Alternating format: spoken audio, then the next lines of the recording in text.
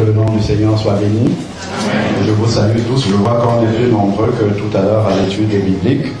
Que le Seigneur bénisse tous ceux qui sont arrivés après. Et je veux vraiment rendre grâce à Dieu pour ce qu'il a fait dans la vie de notre sœur Aurélien. C'est vraiment une énorme grâce que le Seigneur a fait. Et comme tu as dit dans ta prière, tu n'as rien fait pour mériter cela, mais c'est le Seigneur qui a voulu que tu sois encore en vie parmi nous aujourd'hui. Ce que j'ai envie de te dire aussi de la part du Seigneur, c'est que lorsque le Seigneur épargne nos vies comme ça, déjà il y a plusieurs enseignements qu'on peut tirer. Le premier enseignement, c'est que, comme la parole de Dieu nous dit, notre vie ne tient qu'à un fil. Et le Seigneur peut sectionner le fil à tout moment. Alors, il faudrait que nous tous, nous soyons prêts à tout instant donné à partir. Mais après, la question, c'est de quelle manière est-ce qu'on part? Parce que nous sommes tous appelés à partir. Et ensuite, la deuxième chose que j'aimerais te dire de la part du Seigneur, c'est que lorsque le Seigneur épargne ta vie comme ça, épargne la vie de n'importe qui parmi nous, ça veut dire, Olivier, ça s'adresse aussi à toi. Ça veut dire que le Seigneur a une mission particulière qu'il attend de toi. Seul toi est capable de faire cette mission-là. Et le Seigneur te demandera par rapport à cette mission. Il t'a confié. Donc ta prière quotidienne doit être de demander au Seigneur, que veux-tu que je fasse pour toi? Que veux-tu que je fasse pour toi? Parce que le Seigneur ne l'a pas fait pour rien. Sachant qu'il y a des milliers de chrétiens dans le monde, le Seigneur peut susciter n'importe lequel des chrétiens pour faire le travail qu'il t'a confié là. Mais il n'a pas voulu que ça soit ainsi. Il a voulu que ça soit toi qui le fasses. Donc il faudrait que tu demandes vraiment au Seigneur de quelle manière est-ce qu'il veut que tu le serves. Que tu entres vraiment dans cet appel-là. Amen. Alors, je vais commencer le message déjà par rendre grâce encore à Dieu, parce que le message a déjà été prêché par le biais du frère Mario tout à l'heure, dans son intervention. Il a quasiment prêché le message et puis il a prié aussi pour cela. Je rends grâce à Dieu pour ça. Je commencerai par un témoignage qui a été donné dans une église à Montreuil. Je l'ai donné pour certains jeunes qui étaient avec nous vendredi il y a 2 semaines. Ce témoignage a été donné par la femme d'un pasteur pendant une étude biblique. C'est à Montreuil, hein, ça s'est passé ici en France, ce témoignage-là. En fait, il y a une sœur chrétienne qui était au volant de sa voiture. Je pense que ça s'est passé dans le sud de la France, c'est ça. Qui était au volant de sa voiture et elle est en train de circuler et là, elle est interceptée par un monsieur qui l'arrête en autostop.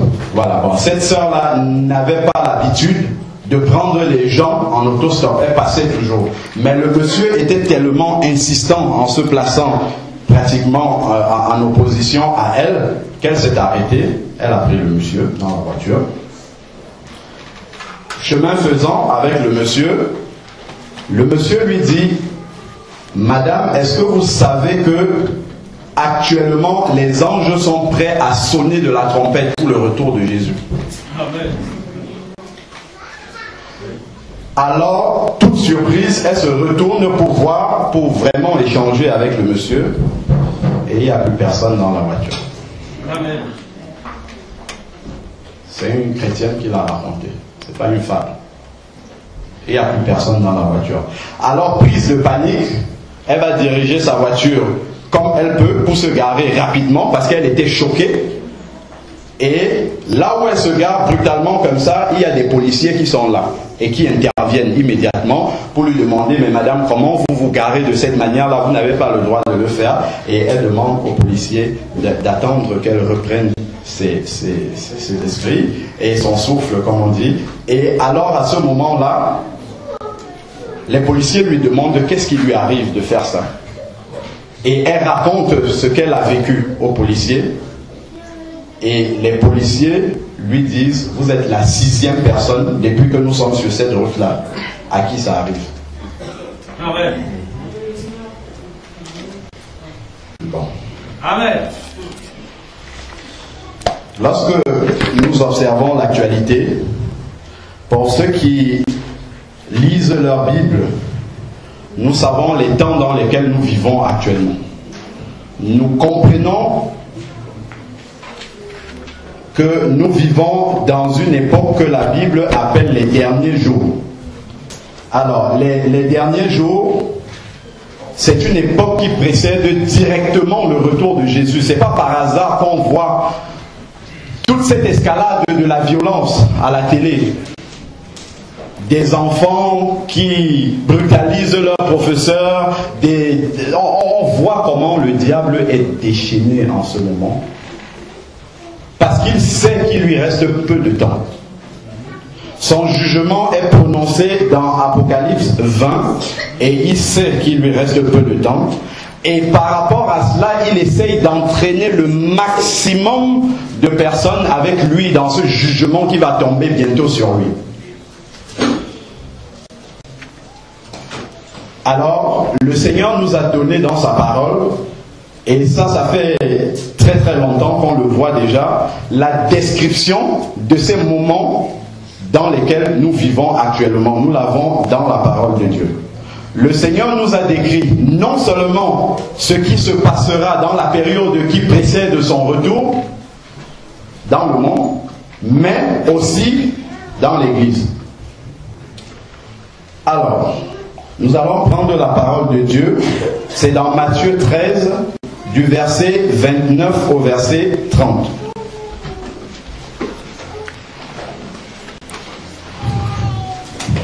Matthieu 13, verset 29 au verset 30.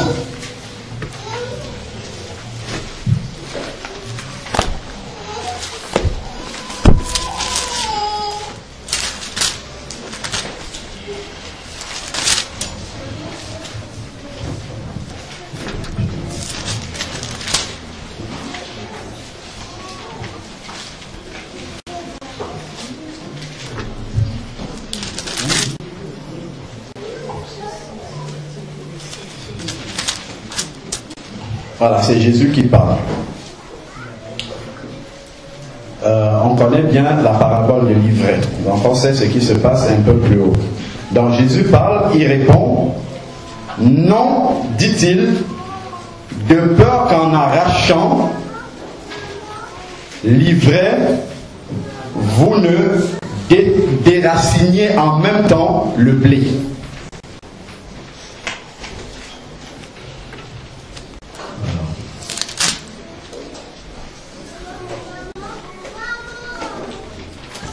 Je vais quand même lire à partir du verset 27, 26 même, pour qu'on comprenne bien. Lorsque le blé eut poussé en herbe et donné du fruit, l'ivraie parut aussi. Les serviteurs du maître de la maison vinrent lui dire, « Seigneur, n'as-tu pas semé de la bonne semence dans ton champ? D'où vient donc qu'il y ait de l'ivraie ?» Il leur répondit, « C'est uniquement un ennemi qui a fait cela. » Et les serviteurs lui dirent, « Veux-tu que nous allions l'arracher ?» Donc, déraciner l'ivraie. Et donc, le passage qui nous intéresse à partir du verset 29, « Non, dit-il, de peur qu'en arrachant l'ivraie, vous ne déraciniez en même temps le blé. Laissez croître ensemble. Laissez croître ensemble l'un et l'autre jusqu'à la moisson, et à l'époque de la moisson, je dirai aux moissonneurs, arrachez d'abord l'ivraie et liez-la en gerbe, puis la brûlez, mais amassez le blé dans mon grenier. Alors, dans cette parabole de l'ivraie, nous pouvons réaliser que dans l'Église, coexistent ensemble deux églises. Amen.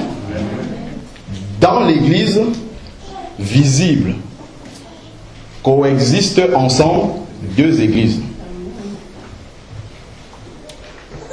D'une part, nous avons la vraie église de Dieu. C'est l'ensemble de ceux qui ont expérimenté une authentique nouvelle naissance, en se repentant de leurs péchés et en acceptant Jésus comme Seigneur et Sauveur et en marchant selon la vérité de la parole de Dieu. Ceux-là sont les vrais enfants de Dieu. C'est la véritable Église qui est là. C'est celle que le verset appelle le blé. Amen. Dans le même espace, dans le même endroit, puisqu'on parle d'un champ ici, dans le même endroit, nous avons en même temps une imitation, une contrefaçon de la vérité, une contrefaçon du véritable chrétien. Et les deux sont ensemble, dans le même champ, dans le même endroit, et c'est ce qui se passe exactement dans l'Église en ce moment. Nous pouvons lire dans ce passage: laissez croître l'un l'autre. Dans les deux types d'églises qui vivent ensemble, grandissent toutes les deux. Il n'y a pas une qui reste sans grandir. Les deux grandissent, mais seulement regardez bien le but final de la croissance de chacune de ces branches. Il y a une qui grandit pour aller au feu, pour aller brûler, et il y en a une autre qui va dans le grenier du Seigneur. Je ne vais pas faire un dessin pour dire qui va dans le grenier du Seigneur et qui va dans le feu. L'authentique chrétien, le vrai, ce que la Bible appelle ici le blé, lui va croître jour après jour dans la connaissance du Seigneur. Il va se rapprocher davantage du Seigneur. Il va grandir dans l'intimité avec le Seigneur. Et de plus en plus, il va manifester dans sa vie les fruits de l'Esprit qu'on retrouve dans Galates 5:22. Et dans le même moment, au même endroit, celui-là qui appartient à la véritable Église, message après message, il grandit dans le Seigneur et on le voit progresser. En même temps, on a l'autre Église qui est aussi présente, qui reçoit aussi le message. Puisque lorsqu'on lance l'engrais dans le champ, les deux plantes reçoivent l'engrais pour croître. Mais l'autre va croître également, l'ivraie, l'autre Église, la contrefaçon. Mais elle va croître dans la manifestation des fruits de la chair. Elle va croître vers le chemin de la perdition. Et le blé va croître vers le chemin du salut. Les deux sont ensemble. C'est ça surtout que je voudrais que l'on remarque. Parce que lorsque le monde, je prends par exemple ceux qui sont à l'extérieur là-bas au terrain, quand ils voient les gens arriver, quand ils voient les gens venir à l'église, peut-être souvent, je ne sais pas, peut-être quand les micros sont bien réglés, ou les voisins qui sont à côté, qui ne sont peut-être pas chrétiens, j'en sais rien. Quand ils nous entendent chanter, ils nous voient lire la Bible, ils écoutent les cantiques chrétiens, ainsi de suite. Ils disent, les chrétiens sont là-bas. Ils sont tous là-bas, les chrétiens. Donc si on arrive, on vient leur demander où sont les chrétiens. Ils entreront ici et ils diront, voilà, les chrétiens, ils sont là. Pourquoi? Parce qu'ils nous voient lire la Bible, ils nous entendent chanter les cantiques, ils nous entendent prier, et tout ça pour eux, ce sont des chrétiens.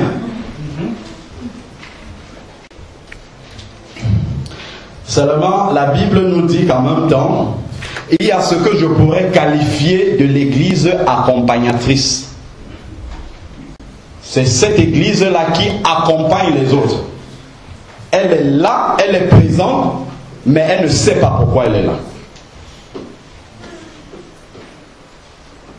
Il y a l'église authentique, le blé dont nous parle la parole de Dieu, qui sait ce qu'elle est venue chercher là, qui est en train de se préparer pour le retour du Seigneur dont on parle, qui se prépare pour ce départ qui va arriver d'une manière ou d'une autre, que ce soit le retour du Seigneur ou que ce soit la mort comme notre sœur a failli passer, c'est la rencontre avec le Seigneur. Donc la personne qui appartient à la véritable Église sait que jour après jour, elle est là pour se préparer à ce rendez-vous divin, où nous allons rencontrer le Seigneur et lui rendre compte de la vie qu'il nous a donnée. Comme disait notre frère Yanis Gauthier, la vie c'est un cadeau que Dieu offre à l'être humain. Mais après nous allons devoir, même les plus petits, rendre compte au Seigneur de comment est-ce que nous avons utilisé cette vie-là. Donc si nous venons chaque dimanche, dimanche après dimanche, perdre notre temps à l'église, nous allons devoir rendre des comptes au Seigneur de ce temps perdu. Parce que pour beaucoup d'entre nous, l'église est le seul cadre où nous pouvons emmagasiner quelque chose du Seigneur. Donc si nous perdons ce temps-là, sachons bien ce que nous sommes en train de faire. La véritable église, dimanche après dimanche, et personnellement chez elle, fait des réserves d'huile. Pour ce moment où elle aura véritablement besoin d'utiliser cette huile-là. Mais pendant le même temps, l'autre église est là, je ne sais pas, peut-être simplement parce qu'il faut être là, ou parce qu'elle ne peut pas être ailleurs. Parce qu'il faut rencontrer les gens. Parce qu'on a l'habitude de venir. Mais nous voyons que ces messages-là que nous entendons, aussi conduit par l'esprit soit-il, aussi puissant soit-il, ça n'a aucune influence sur l'ivraie. Je parle de la transformation. Je parle de la vie de Jésus qui grandit en nous. Ça n'a aucune influence sur l'ivraie. C'est ça la différence. Par contre, la véritable église, chaque fois qu'elle reçoit, elle emmagasine et elle grandit davantage.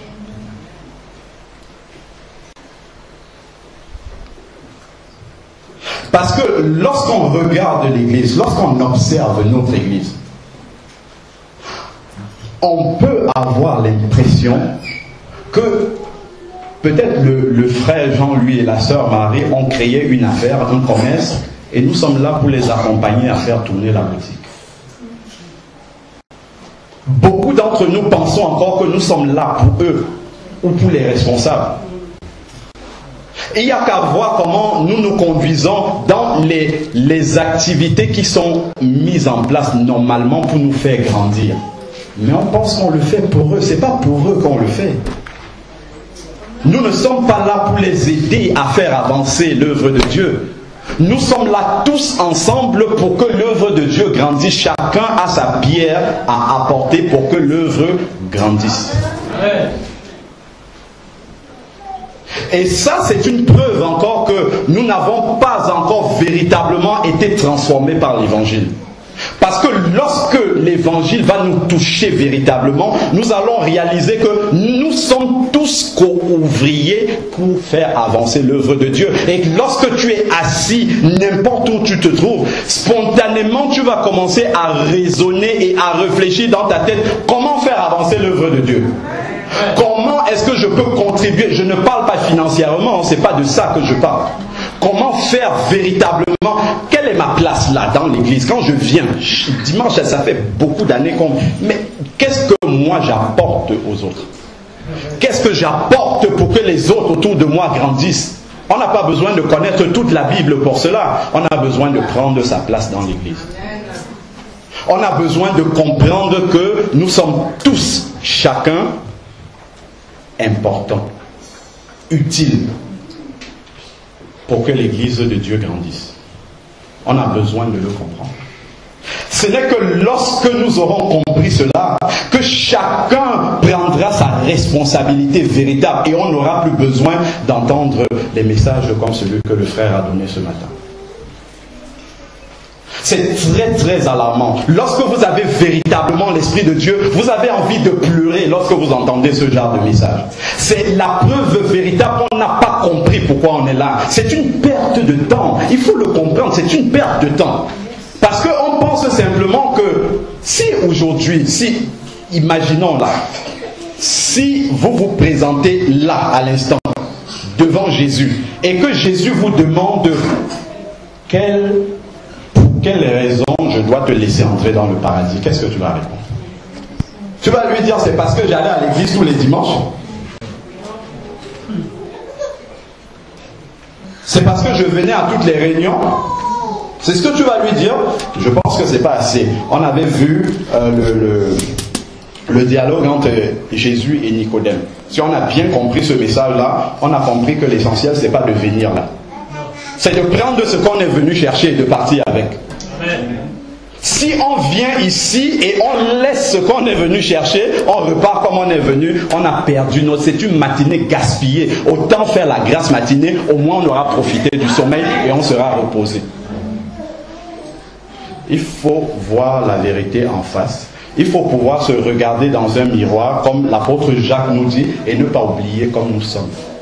Ce n'est que lorsqu'on regarde la vérité en face et qu'on l'affronte, qu'on peut grandir dans le Seigneur. Mais si on veut tout le temps passer en travers des mailles du filet, on ne va jamais grandir avec le Seigneur. C'est seule la vérité qui peut nous transformer. Lorsque on l'écoute et qu'on a le désir de la mettre en pratique, cette vérité-là.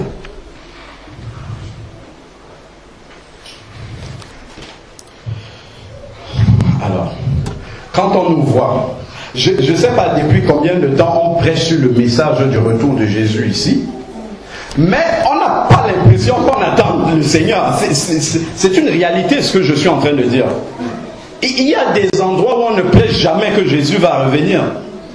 Mais nous avons cette grâce-là de savoir qu'à tout moment la trompette peut sonner. Normalement, c'est un message qui transforme la vie des gens. Quand on a compris un message, la preuve qu'on a réellement reçu le message, c'est que ça produit un changement dans notre vie. Mais si cette parole-là reste toujours stérile, ça veut dire qu'on ne croit pas. On aura beau répéter les cantiques, les chants, ça veut dire qu'on ne croit pas. Ce en quoi tu crois, c'est ce que tu fais dans ta vie. Si tu le fais vraiment, ça veut dire que tu crois.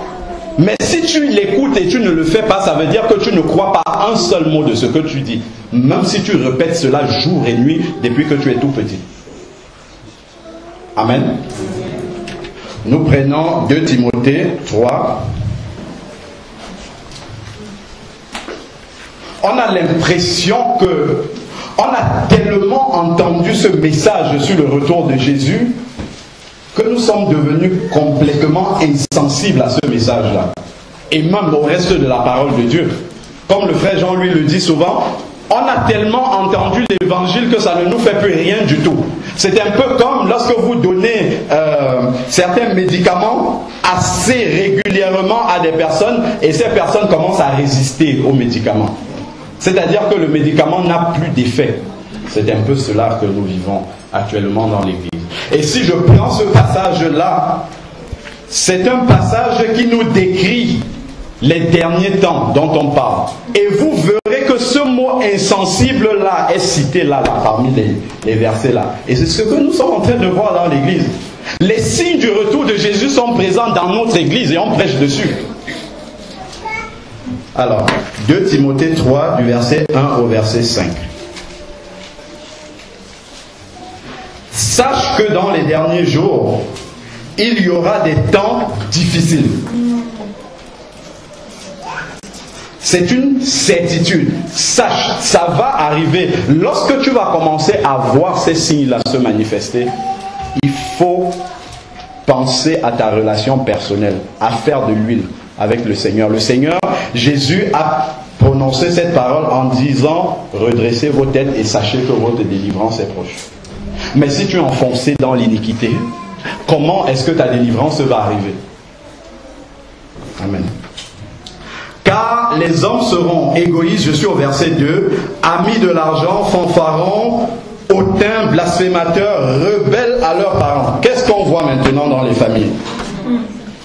On n'a que des enfants obéissants maintenant. Donc, rebelles à leurs parents, ingrats, irréligieux, insensibles, voilà le mot que je cherchais.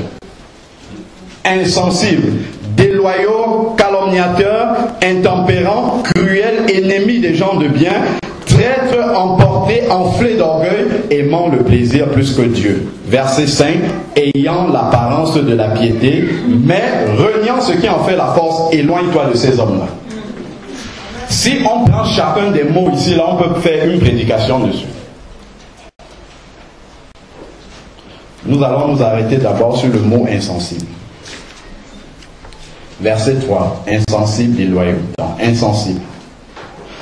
Donc, déjà au début du verset 1, il dit dans les derniers jours. Sachant que dans le texte grec, ce dernier jour-là, ça signifie la fin des derniers jours. Dans les derniers des derniers jours. Donc, totalement à la fin, c'est là qu'on va voir tous ces adjectifs mauvais se manifester. Bon, lorsqu'on voit enflé d'orgueil, calomniateur, déloyaux, tout ça, on a l'impression qu'on parle des païens ici. Vous êtes d'accord avec moi? Les gens du dehors.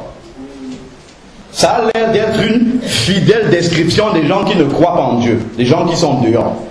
Mais, regardons un peu. Ayant l'apparence de la piété, mais régnant ce qui en fait la force. Est-ce que vous croyez que les païens qui sont dehors, ils ont quelque chose à voir avec la piété? Pas du tout. Pas du tout. Ça ne les intéresse pas du tout de ressembler à des chrétiens. Mais ici, on nous dit ils ressemblent à des chrétiens, mais ils ne le sont pas véritablement.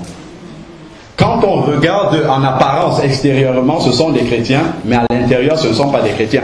Donc, le passage nous parle ici de l'Église, nous parle de l'intérieur de l'Église. C'est-à-dire qu'on sera tellement éloigné de la parole de Dieu et de son application que l'Église va ressembler à des champs de païens dehors. C'est ce que ça veut dire le texte. Dans l'Église, on aura l'impression qu'on est au milieu des païens. C'est ce que ça veut dire le texte là. Quand on regarde tous ces adjectifs là qui sont là. Cela signifie donc, pour le mot insensible sur lequel nous sommes, ça veut dire que les chrétiens seront insensibles à la parole de Dieu. Cette parole-là ne va plus produire ce qu'elle doit produire normalement dans les cœurs. Les cœurs seront fermés à la parole de Dieu. On va prêcher la parole de Dieu. Vous voyez quand il y a de l'eau de pluie, par exemple, qui tombe sur un oiseau, vous voyez comment ça fait? Ça ruisselle et ça part. C'est exactement comme ça que la parole de Dieu fera dans les derniers temps. Est en train de faire. Parce que là, on conjuguait au futur, mais là, maintenant, on est dans le présent de ce texte-là.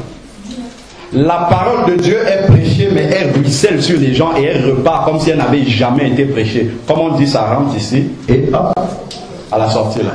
C'est pas après, c'est dès là. Hop, et c'est fini. Quand on revient, on est aussi vide que le dimanche d'avant. Sinon, pire encore, parce qu'il nous dit que les deux, l'ivraie et le blé, vont croître ensemble. C'est-à-dire que nous pensons que nous faisons du surplace, mais non, en fait, nous sommes en train de reculer. Donc nous croissons dans le négatif. C'est pas moi qui dis, hein, c'est la parole de Dieu qui dit. Nous sommes en train de la lier ensemble. Vous regardez juste à côté, c'est 2 Timothée 4, 3 à 4. 2 Timothée 4, c'est le chapitre juste à côté. Nous dit exactement la même chose en ce qui concerne la saine doctrine, la vérité de la parole de Dieu. Car il viendra un temps où les hommes ne supporteront plus, donc seront insensibles. Cette parole-là n'aura plus aucun effet sur les hommes, aucun du tout. Ils ne supporteront plus la parole de Dieu. Au pire même encore, ils la rejetteront complètement. Vous savez, rejeter la parole de Dieu, ce n'est pas simplement refuser d'écouter un message. C'est l'écouter et faire comme si on ne l'avait jamais entendu. C'est de revenir un dimanche sur l'autre, on te demande qu'est-ce qu'on t'a prêché dimanche dernier, tu ne sais pas. Et ça ne t'intéresse même pas de le savoir. C'est ça que ça veut dire ici. Mais, ayant la démangeaison, vous voyez, quand on rejette la parole de Dieu, on ne peut pas rester sans rien faire. On va forcément s'éloigner. C'est pour ça qu'il dit le mais. Mais ayant la démangeaison d'entendre des choses agréables. Donc si on refuse la saine doctrine, la vérité de la parole de Dieu, forcément nos oreilles auront envie de s'attacher, de s'accommoder, de mettre dans son cœur autre chose. Et cette autre chose-là, ce sont des paroles flatteuses, des paroles agréables. C'est bien, on a besoin d'entendre les promesses de Dieu. Dieu est bon, Dieu nous conduit, il nous guérit, il nous bénit. C'est très très bien. Il faut qu'on prêche ce message. Mais il faut aussi prêcher le message qui transforme. Il faut prêcher le message de la vérité de la parole. C'est cette saine doctrine-là dont nous avons besoin pour nous préparer au rendez-vous divin avec le Seigneur. C'est celle-là dont nous avons besoin. Nous avons besoin de nous laisser sonder par cette parole jusqu'au bout et mettre nos vies en règle pour ne pas rater ce rendez-vous. Amen.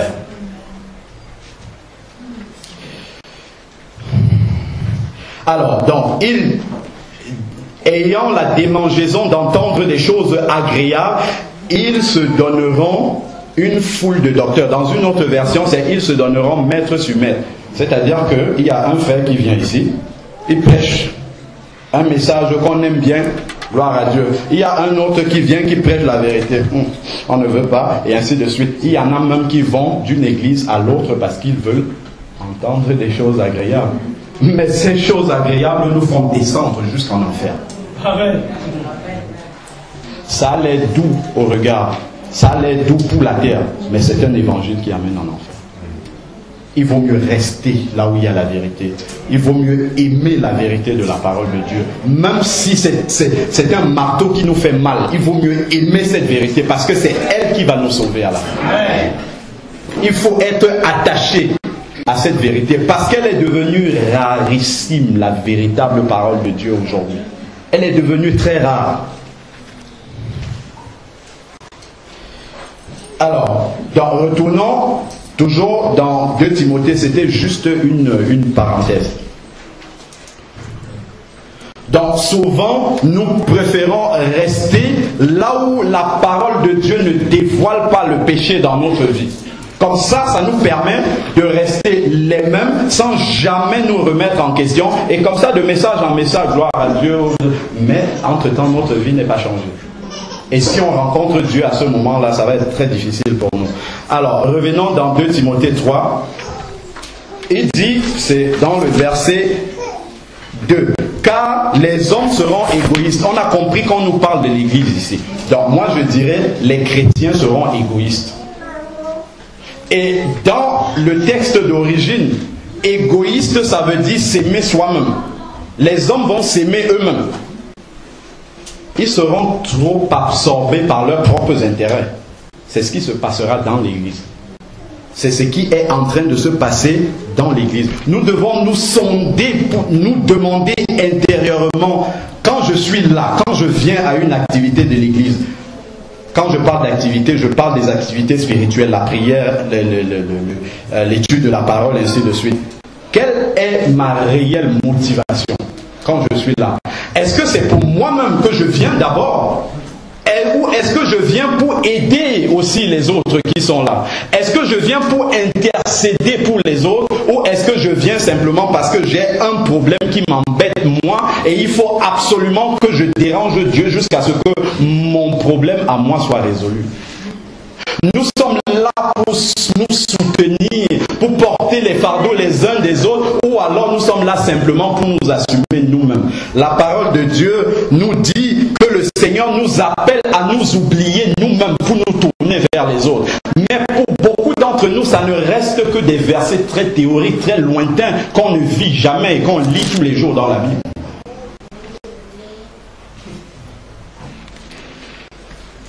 Alors, ensuite, il dit qu'ils seront amis de l'argent.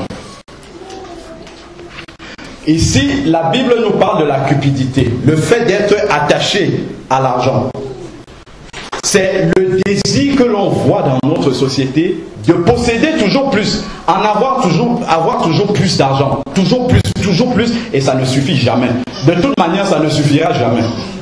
Et ça va progressivement nous éloigner de la proximité avec Dieu. On a besoin d'argent pour beaucoup de choses que nous faisons, mais il ne faut pas que ça devienne le centre de notre vie, ce qui nous attache vraiment à la vie. Il faut que nous puissions faire des choix clairs par rapport à l'argent. Laissez ça pour le service simplement, que ça nous aide à régler nos... mais pas être attaché à cela. Parce que nous ne voulons pas nous contenter de ce que Dieu met à notre disposition, nous en voulons toujours plus. Et malheureusement, on voit même des serviteurs de Dieu, même parmi les plus sérieux, qui vont jusqu'à tordre la parole de Dieu pour un gain sordide, parce qu'ils veulent vivre et gagner. vivre de l'évangile. C'est malheureux de voir ça. La Bible nous parle de cela aussi, hein, comme signe de la fin des temps. Donc, ces serviteurs-là qui tordent la parole de Dieu, je ne mettrai pas le tort seulement sur eux. Le tort est partagé entre le serviteur et ceux qui l'écoutent. Pourquoi? Parce que dans le cœur du serviteur, il y a un péché qui est là. C'est le péché de la convoitise. Et quand il prêche dessus, il attise en celui qui l'écoute le même péché qui est là, qui est aussi celui de la convoitise. Et là, à ce moment-là, nous tombons complètement dans le panneau. Il a la convoitise de l'argent et nous aussi nous avons la convoitise de l'argent. Vous allez être bénis, vous allez gagner beaucoup, vous allez devenir riche. On nous dit toutes sortes de choses maintenant aujourd'hui. Vous allez être riche comme Salomon. Salomon était riche. Nous sommes appelés à être la tête et non la queue. On entend toutes sortes de versets maintenant. Nous allons dominer le monde, ainsi de suite. Eh bien, mais chacun tourne les versets pour lui donner le sens qu'il a envie de donner. Lorsque on regarde dans le Nouveau Testament, l'exemple de l'apôtre Paul, nous avons vu la vie de Paul, les souffrances par lesquelles l'apôtre Paul est passé. Il a été battu de verge. Lorsqu'il était en prison, en louant le Seigneur avec Silas, qu'est-ce qui est arrivé là-bas? La puissance de Dieu était tellement présente que les portes, les chaînes de la prison se sont rompues parce que le Seigneur était présent. La puissance de Dieu était avec lui dans cet endroit-là, dans la prison. Maintenant, on entend qu'il faut que le serviteur de Dieu dorme dans un hôtel 4 étoiles pour que la puissance de Dieu vienne. Et on dit Amen. Amen. Pourquoi? Parce qu'on ne connaît pas la parole de Dieu. Quand on ne connaît pas la parole de Dieu, on n'a rien à opposer contre ces messages-là qu'on entend. Donc on est obligé de l'accepter. Quand quelqu'un vous dit un mensonge, si vous ne connaissez pas la vérité, c'est-à-dire le contre-mensonge, qu'est-ce que vous allez dire? Rien, vous allez accepter. Et c'est comme ça qu'ils n'ont aucune opposition. Ils avancent, ils avancent, ils avancent. Et ils ont des chrétiens moutons qui viennent derrière. Alors que le Seigneur a donné sa parole pour nous éviter cela. C'est comme si, à ce moment-là, quand Jésus a dit le Fils de l'homme n'a pas où mettre sa tête, la puissance de Dieu, celle qu'on ne peut même pas mesurer, était avec Jésus. Mais Jésus n'avait pas d'endroit où dormir. Ce n'est pas le lieu où on dort qui donne la puissance de Dieu. C'est la proximité avec le Seigneur. Et quand on veut regarder la vie de Paul, si on écoute ces serviteurs-là, quand on regarde les souffrances par lesquelles Paul est passé, ça veut dire que Paul, qui a écrit quasiment la grande majorité des livres du Nouveau Testament, ça veut dire que lui-même, il n'avait pas compris l'évangile. Si on regarde sa vie, si on regarde les résultats de sa vie courante, observable à l'œil nu, ça veut dire que lui n'avait pas compris qu'il fallait être riche comme Salomon. Il avait mal compris l'évangile qu'il prêchait. Je ne pense pas. Je ne pense pas. Non, le Nouveau Testament nous prêche la véritable richesse que nous pouvons avoir, c'est la richesse spirituelle. Et lorsqu'on considère la richesse spirituelle, Paul était un multimilliardaire spirituel. Lorsqu'on regarde les écrits, la profondeur des écrits que Paul nous a laissés dans le Nouveau Testament, c'était un multimilliardaire spirituel. Parce que nous sommes toujours, nous, impressionnés par ce que nos yeux voient. Nous sommes totalement aveuglés. Notre échelle de mesure de la réussite dans la vie chrétienne, ça reste les mêmes standards que le monde. Quand on voit quelqu'un posséder beaucoup de richesses, on dit Dieu l'a béni. C'est quelqu'un qui est béni, c'est quelqu'un qui vit avec Dieu. Mensonge. Mensonge. Ça peut arriver. C'est pas mensonge pour tout le monde. Mais je dis, si c'est la seule preuve, c'est un mensonge. Il doit avoir autre chose avec. Alors, Apocalypse 3, verset 17. La Bible nous parle de l'église de Laodicée. Beaucoup de commentateurs bibliques assimilent l'église de Laodicée comme une église très proche dans sa description de l'église de la fin. Apocalypse 3, verset 17 à 18. Parce que tu es riche. Ici, il parle de la richesse matérielle, de la richesse terrestre, de la richesse visible. Parce que tu es riche matériellement, moi je dirais, je me suis enrichi et je n'ai besoin de rien. Mais voilà comment le Seigneur, lui, il a d'abord donné l'échelle de mesure de l'église prostituée, je dirais ça comme ça, parce que c'est ce que la Bible, c'est comme ça que la Bible l'appelle, c'est-à-dire la contrefaçon de l'église, la contrefaçon de la véritable église. C'est elle qui parle comme ça. Je suis riche matériellement, je me suis enrichi, je n'ai besoin de rien. Voilà maintenant la vision spirituelle, la vérité biblique que le Seigneur nous donne. Et parce que tu ne sais pas que tu es malheureux, parce que cette église-là n'a pas le discernement de voir quelle est réellement la profondeur de la richesse spirituelle. La richesse, la véritable réussite dans la vie chrétienne, c'est cette richesse spirituelle que cette église-là n'arrive pas à voir. Elle n'arrive pas à la quantifier. Et dit, et parce que tu ne sais pas que tu es malheureux avec toute cette richesse matérielle-là, que tu es misérable, que tu es pauvre, que tu es aveugle et nu, c'est-à-dire que tu ne vois pas spirituellement. C'est-à-dire que tu n'as pas l'outil de mesure de la richesse spirituelle de Dieu. Verset 18. Je te conseille d'acheter de moi de l'or éprouvé par le feu, afin que tu deviennes riche. Cette fois-là, c'est une nouvelle richesse, c'est une autre richesse, c'est la richesse spirituelle dont il s'agit. Afin que tu deviennes véritablement riche. Non seulement tu deviendras riche, mais tu sauras reconnaître ceux qui sont riches vraiment. La richesse du royaume de Dieu, c'est la richesse spirituelle. Et des vêtements blancs afin que tu sois vêtu et que la honte de ta nudité ne paraisse pas. Cette richesse matérielle, en fait, masque la pauvreté spirituelle aux yeux de celui qui n'a pas de discernement. Mais nous disons, ils sont bénis, c'est bien. Alors, et un collier pour oindre tes yeux, afin que tu vois avec le discernement de Dieu. Ensuite, nous sommes toujours dans, je vais avancer dans les attributs, j'en ai choisi quelques-uns simplement.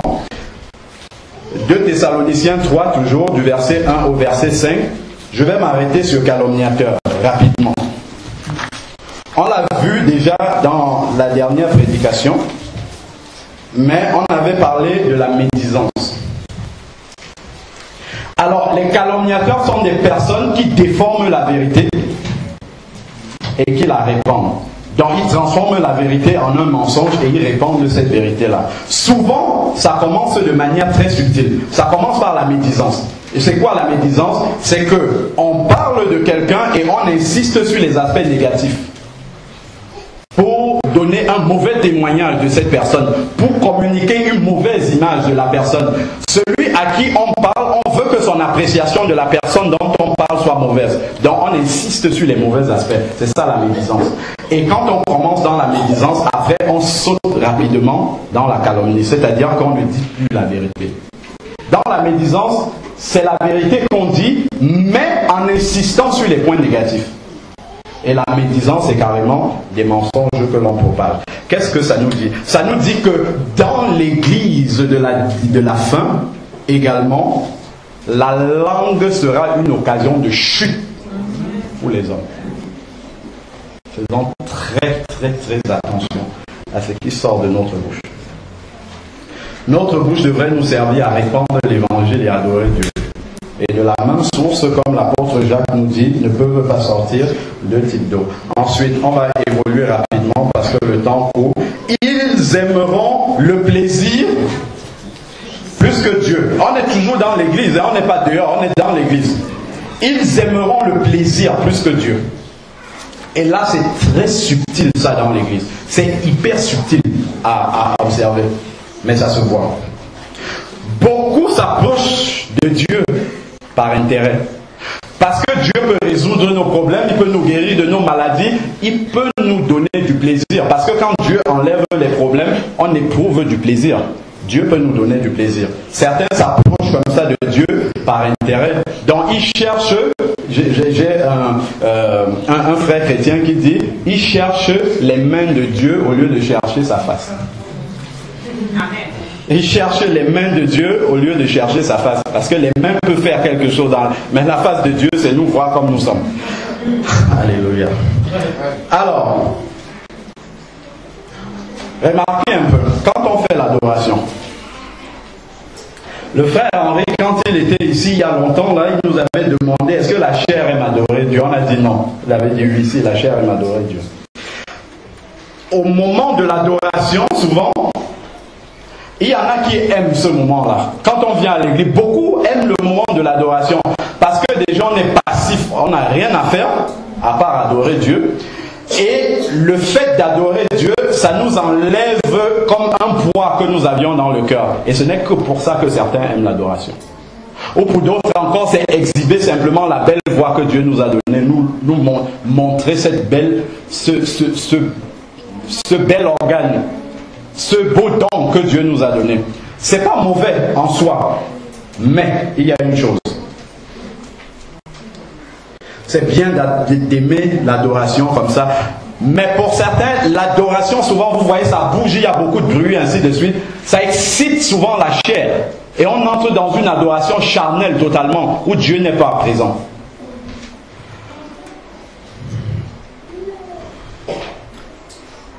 L'adoration ne peut être véritable que si elle nous conduit à l'obéissance à la parole. L'adoration en esprit et en vérité. On l'a déjà dit, adorer Dieu, c'est lui exprimer notre amour. C'est le superlatif de l'amour que nous exprimons à Dieu. Mais le Seigneur a donné dans sa parole la définition du véritable amour pour lui. Aimer Dieu, c'est aimer sa parole et obéir à la parole. Si tu peux adorer les murs, saute, mais si tu n'obéis pas à la parole de Dieu, si tu ne gardes pas cette parole-là, c'est que tu te trompes toi-même. Je donne la parole de Dieu pour confirmer ce que je dis. Jean 14 au verset 15. Si vous m'aimez, gardez mes commandements.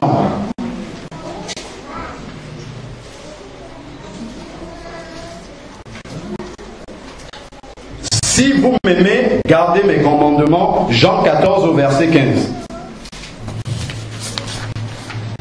Jean 14 verset 21. C'est rempli de ces versets-là. Celui qui a mes commandements et qui les garde, c'est celui qui m'aime. C'est ça, c'est le vrai adorateur, le véritable. C'est celui-là qui garde la parole de Dieu et qui la met en pratique surtout. Celui qui m'aime sera aimé de mon Père et je l'aimerai et me ferai connaître de lui. Verset 23. Jésus lui répondit, si quelqu'un m'aime, il gardera ma parole et mon Père l'aimera. Nous viendrons à lui et nous ferons notre demeure chez lui. Donc ce n'est que l'obéissance à la parole et l'amour pour la parole de Dieu. Si quelqu'un est là, il adore comme il veut, au moment de la prédication, il dort, qu'il sache qu'il n'aime pas Dieu. Sauf s'il est fatigué, qu'il a de bonnes raisons. Je ne suis pas là. Je dis quelqu'un qui dort parce que ça l'ennuie ce qu'il entend. Il ne faut pas déformer ce que je dis. Je dis quelqu'un qui dort parce que ce qu'il entend, ça ne lui dit rien. Il n'a pas besoin de cela. L'étude biblique le matin. C'est la partie la plus importante du culte. Le jour où nous aurons compris ça, nous allons commencer à grandir spirituellement. L'étude biblique, c'est la chose la plus importante qu'on amène. L'adoration, ça reste ici. On a déjà adoré, le Seigneur a reçu. Mais ce qu'on amène là, la prédication, c'est très rapide. Mais c'est l'étude biblique. C'est ce qu'on fait là pendant l'étude biblique. C'est ça la plus importante richesse qu'on peut avoir dans un culte. Vous ne pouvez pas le savoir. Des personnes assez spirituelles qui sont déjà entrées dans l'église ici, avec qui j'ai discuté, ils apprécient énormément l'étude biblique qu'on fait le matin. Mais nous l'avons entre les mains et on ne sait pas à quoi ça sert. Alors, j'avance rapidement. Les chrétiens auront l'apparence de la piété, mais reniant ce qui en fait la force. Alors, l'apparence de la piété, c'est extérieurement, quand je vois, voilà le chrétien, mais à l'intérieur, il n'y a pas la vie de Jésus. Il n'y a pas ce qui va avec la chrétienté dans la vie de la personne. Donc, ceux qui sont dehors peuvent être trompés, mais ceux qui sont à l'intérieur et qui ont l'œil spirituel ouvert ne sont pas trompés par cela. Alors, ils ressemblent à de véritables enfants de Dieu, mais ils ne le sont pas du tout. Mais le Seigneur, lui, il connaît, il sait que les deux sont ensemble. Alors, question. Qu'est-ce qui fait la force du chrétien par rapport au reste du monde. C'est ce qu'il dit. Qu'est-ce qu'ils ont renié et qui fait la force vraiment du chrétien? La différence. Qu'est-ce qui fait la différence entre celui qui est chrétien et celui qui ne l'est pas? Celui qui est de la vraie église à l'intérieur et celui qui ne l'est pas. Qu'est-ce qui fait la différence entre les deux? Je ne vais pas perdre le temps. Le temps est très avancé. Je vais vous donner directement. Il y a un verset qui répond tout de suite à cette question-là. C'est Jean 14, du verset 17 au verset 18. L'esprit de vérité que le monde ne peut recevoir. Le monde ne peut pas recevoir cet esprit-là. L'esprit de vérité que le monde ne peut recevoir parce qu'il ne le voit point. Celui qui est même dans l'église et qui n'appartient pas à la vraie église de Dieu, il ne voit même pas cet esprit-là. Et il ne le voit pas et ne le connaît point. Il ne connaît pas le véritable esprit de Dieu. Parce que quand on a vraiment l'esprit de Dieu, il y a des choses sur lesquelles on ne doit même pas revenir. On ne doit même pas nous reprendre sur certaines choses. Parce que le Saint-Esprit, lui, nous a déjà repris avant. Amen. Alors, mais vous, la véritable église, les vrais chrétiens, les vrais enfants de Dieu, vous le connaissez, et car il demeure avec vous et en vous. Il est en nous et il est avec nous partout où nous allons. Verset 18, je ne vous laisserai pas orphelins. Donc, ce qui fait la différence entre la vraie et la contrefaçon de l'église, c'est qu'il y en a une qui a vraiment le Saint-Esprit de Dieu en lui, en elle, autant pour moi l'église, et l'autre qui a l'apparence mais qui n'a pas la réalité. Tout est extérieur. La vie chrétienne n'est manifestée que extérieurement, mais la réalité n'y est pas. Je vais prendre deux petits exemples dans l'église, et puis on va pouvoir un peu réfléchir à ce que je suis en train de dire. Je soulève un sujet qui fait beaucoup de débat. Mais je ne vais pas rentrer pour prendre une position ou une autre par rapport à ce sujet. Je prends l'exemple des sœurs, excusez-moi, qui pensent que le pantalon est un vêtement d'homme. D'accord? Et qui s'interdisent de porter le pantalon. Ça, elles ont décidé unanimement de respecter cela. C'est une conviction que vous avez, c'est une conviction vous pouvez avoir vu des versets qui disent cela, mais c'est une conviction. C'est une conviction personnelle. Bon, déjà, le premier problème vient du fait, quand on commence à juger celui qui n'a pas la même conviction que nous. Ça, c'est un premier problème. Mais ça, je ne veux pas insister là-dessus. Je ne veux même pas dire qu'il faut mettre le pantalon ou pas mettre. C'est pas de ça qu'il s'agit là. Je suis sur autre chose. Je suis en train d'expliquer le verset qui est là devant nous. Alors, donc il faut éviter de juger. Ça, c'est la première chose. Mais ensuite, lorsqu'on le fait au moment du culte, on est bien habillé, il n'y a pas de pantalon, on est bien, on adore le Seigneur, c'est une bonne chose. Le problème vient lorsqu'on n'est plus dans l'église. Pourquoi on peut remettre le pantalon après? Qu'est-ce que ça signifie? Vous avez déjà réfléchi à ça? Qu'est-ce que ça signifie? Ça veut dire que Dieu est ici et là, il n'est plus là. C'est ce que ça veut dire. C'est une preuve d'immaturité spirituelle. C'est ça, c'est là que moi je veux mettre le doigt. Si tu ne veux pas mettre le pantalon, c'est pas grave. Ne le mets pas, mais ne le mets jamais parce que Dieu est partout avec toi. Le Saint-Esprit, quand tu l'as en toi, c'est la présence, il est avec, c'est ce qu'il dit, hein. Il est avec toi, donc partout où tu es en train d'aller, le Saint-Esprit est avec toi. Si tu dis, je ne mets pas le pantalon parce que je respecte Dieu, parce que je suis dans la présence de Dieu, mais tu es dans la présence de Dieu partout. À l'arrêt de bus, tu es dans la présence de Dieu. Au travail, tu es dans la présence de Dieu. Dans ta chambre, tu es dans la présence de Dieu. Partout, tu es dans la présence de Dieu. C'est une ignorance de la présence de Dieu partout où nous sommes qui fait en sorte. Et ça conduit à l'hypocrisie religieuse. C'est de l'hypocrisie, ça. Et ça va tuer l'Église. Fais-le partout. Le problème n'est pas de faire ou de ne pas le faire. Mais il faut comprendre pourquoi on fait les choses. C'est ça qui est le plus important. Fais-le partout parce que tu as compris que bon, ok, je le fais. Je ne le fais pas pour ceux qui sont là, je le fais pour Dieu directement. Et si je le fais pour Dieu, ça veut dire que Dieu me regarde partout où je suis. Je reste dans cette attitude-là partout où je suis. Là, vous êtes un chrétien qui est cohérent avec la parole de Dieu, cohérent avec sa vie. Là, ça a un sens. Ça a un véritable sens pour quelqu'un qui l'a compris de cette façon-là. La présence de Dieu partout où nous allons. C'est ça qui fait la différence entre celui qui est réellement converti et celui qui ne l'est pas. Réaliser que le Saint-Esprit, Dieu est partout avec nous. C'est vivre dans la lumière. C'est ça qui fait la différence. On n'est pas quelqu'un à l'église et autre chose dehors. On est la même personne partout. Si je dis je ne mets pas le pantalon à la maison, partout, je ne le fais pas. Si je dis je ne fais pas telle chose, je ne le fais pas à l'église, je ne le fais pas dehors non plus. Si je le fais à l'église, je le fais partout. Au moins ça se voit, c'est clair. On n'a pas une duplicité en nous, c'est ça qui tue le chrétien. Bon, je prends un deuxième exemple. Toujours pour montrer cela.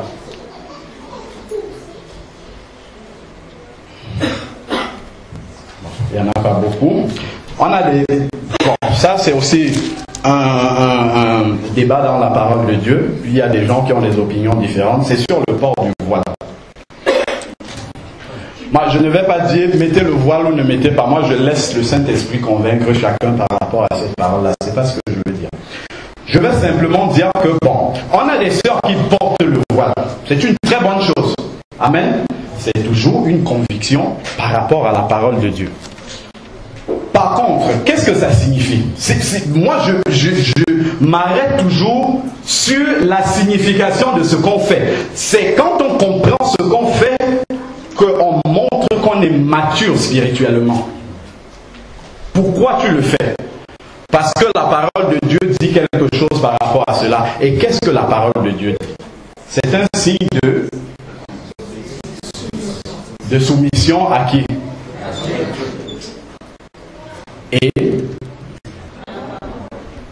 Et à l'homme. C'est ça, non? La femme doit mettre quelque chose qui montre qu'elle a une autorité au-dessus d'elle. À l'homme. Bon. À Dieu et à l'homme. D'accord, ok. Imaginons, là je parle aux sœurs. Vous avez porté votre voile parce que vous avez la conviction qu'il faut le mettre. C'est bien, c'est une bonne chose. Si votre mari est assis là et qu'il n'est pas très bien affermi dans le Seigneur et qu'il vous regarde adorer avec votre voile sur la tête ou prophétiser ou faire le travail du Seigneur et que vous n'êtes pas soumis à lui, qu'est-ce qu'il va penser? Que c'est une hypocrisie totale. Totale. Vous faites blasphémer la parole de Dieu. Parce que ce qu'on montre à l'intérieur, c'est une réalité qui est déjà dedans. Vous savez que Dieu transforme toujours de l'intérieur vers l'extérieur.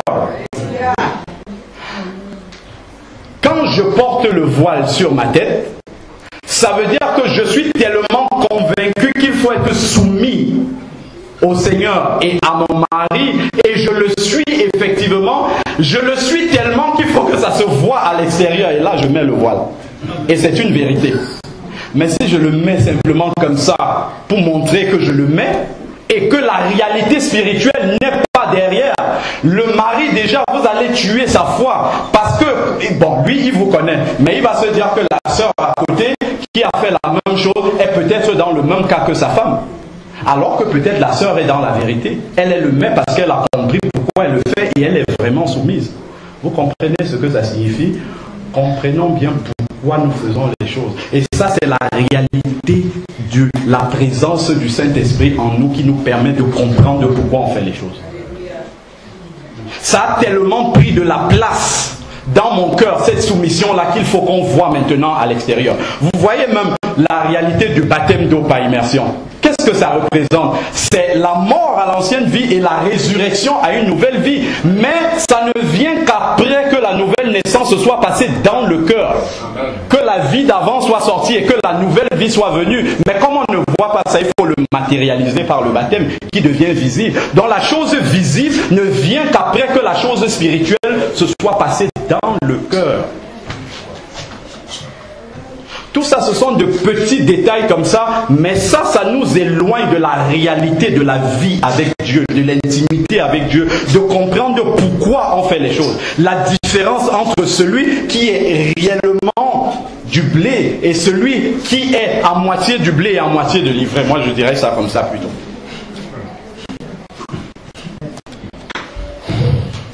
Bon, alors, je vais donner une autre définition. C'est dans un verset, c'est dans 1 Jean 3. C'est à la fin de la Bible. 1 Jean 3, du verset 9 au verset 10. Quiconque est né de Dieu ne commet pas le péché parce que la semence de Dieu demeure en lui et il ne peut pécher parce que la semence de Dieu est en lui. Il ne peut continuer à pratiquer le péché. Quand le Saint-Esprit vit en nous, nous avons tellement peur de décevoir Dieu parce que nous vivons devant lui que nous évitons au maximum de pécher. Et une fois qu'on a péché, on se répand devant Dieu. C'est ça qui fait la différence entre les deux églises qui sont réunies ensemble. Bon, comme conseil, c'est Hébreux 12 au verset 14, et je finis là. Hébreux 12, verset 14, le Seigneur nous parle de la sanctification. Maintenant qu'on a vu, on a insisté sur la fausse église, on peut chacun faire son propre bilan, et je vais vous donner même le titre du message parce que je n'ai pas donné. Le titre du message, c'est « À quelle église appartiens-tu » On a donné une description de la vraie et de la contrefaçon, à laquelle tu appartiens, ou à laquelle tu veux appartenir. Bon, chacun répondra personnellement à cette question-là. Et Hébreux 12 au verset 14 nous dit « Recherchez la paix avec tous les hommes, soyons en paix, et la sanctification, sans laquelle nul ne verra Dieu. » Donc si nous voulons nous préparer à cette rencontre-là pour voir Jésus, il faut vivre dans la sanctification. Sanctifier, ça veut dire séparer. Dans la séparation doit d'abord se faire dans le cœur. On doit être totalement séparé de ce système mondain que l'on voit déjà dans l'église, mais on doit être séparé dans notre cœur de cela. C'est se mettre à part pour Dieu. Vous savez que c'est un reste que Dieu va venir chercher. Ce sont des gens qui sont à part. Des gens qui se sont mis à part pour Dieu. Bon, je vais terminer en vous donnant un autre témoignage. Il y a 2 ou 3 semaines, je me suis levé le matin pour faire ma prière et je me suis rendormi après. Alors j'ai un songe et dans le songe, je me trouvais dans une rue au Cameroun et c'était un endroit où on attend des taxis qui passent, où les gens attendent le taxi. Il y avait beaucoup de personnes dans la rue et il y a un petit garçon, peut-être 6 ans comme ça, qui arrive dans cette rue et qui distribue des petits papiers aux gens qui sont là. Petits morceaux de papier comme ça. Et moi j'étais à distance, je regardais ce bout de papier, il est venu, il m'a donné le papier. Je n'ai pas tout de suite prêté attention au message qui était écrit sur le papier. Et je pensais dans ma tête en fait que c'était un petit qui avait besoin d'être aidé. Il avait peut-être besoin d'argent pour manger ou quelque chose comme ça. Je pensais que c'était ce message-là. On rencontre quotidiennement des personnes qui disent « j'ai faim, aidez-moi » ainsi de suite. Je pensais que c'était un message comme ça. Et après, je regarde un bout de papier comme celui-là. Et je regarde ce qui est écrit dessus. C'est écrit « Jésus revient maintenant ». À ce moment-là, je me retourne pour voir où il est passé et je ne le vois pas. Je suis rentré là où il était et il s'était mis derrière un mur. Derrière ce mur-là, il était tout seul. C'est-à-dire que ce papier qu'il avait distribué aux gens, personne n'était intéressé. Mais pourquoi tu dis ça? Où est-ce que tu as vu ça? Ça n'intéressait personne. Mais je suis allé vers lui et je l'ai retrouvé là. Il était tout seul. Et au moment où je lève les yeux sur lui, je le vois en train de monter directement. Et là, j'ai pensé au message qu'il avait donné, Jésus revient maintenant. Je ne sais pas, instinctivement, comme ça, j'ai levé les mains comme pour adorer Dieu et je me suis vu monter aussi, monter en même temps que lui. Je suis en train de vous dire que le message sur le retour de Jésus, c'est pour les personnes qui peuvent se mettre à part pour Dieu. C'est ceux-là que Dieu va venir rechercher. Parce qu'en 2009, j'avais donné déjà le témoignage par lequel le Seigneur m'a même appelé à prêcher la parole de Dieu, qui m'avait fait vivre l'enlèvement comme ça, mais il venait toujours me chercher au milieu des gens et il m'amenait à part pour voir ce qui allait arriver. Sachant que nous sommes au milieu d'une foule. Mais Jésus répand sa parole et il parle individuellement. Mettons-nous individuellement à part dans le cœur pour préparer le retour de Jésus.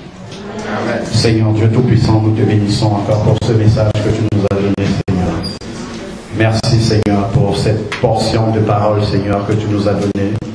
Merci encore, Seigneur, parce que tu nous donnes une parole, parce que tu nous aimes, Seigneur Dieu Tout-Puissant.